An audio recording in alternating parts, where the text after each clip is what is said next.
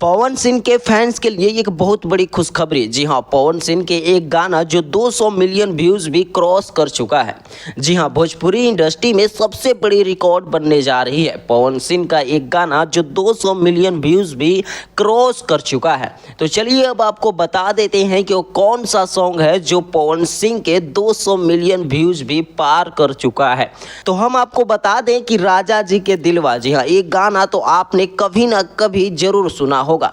तो मैं आपको इसी सॉन्ग के बारे में बता देता हूं कि ये सॉन्ग आज 200 मिलियन व्यूज भी क्रॉस कर चुका है। इस सॉन्ग को बहुत से यूट्यूब चैनल पर रिलीज किया गया था, लेकिन DRS म्यूजिक पर इस सॉन्ग को 200 मिलियन व्यूज मिला है। 200 मिलियन क्या, 200 मिलियन से भी ज़्यादा व्यूज मिला है। अगर आप चाहते हैं कि भोजपुरी इंडस्ट्री से जुड़े तमाम लेटेस्ट अपडेट आप तक बड़े ही आसानी से पहुंचे, तो आप हमारे चैनल को सब्सक्राइब जरूर करें और पवन सिंह के इस सॉन्ग के लिए एक लाइक तो बनता है।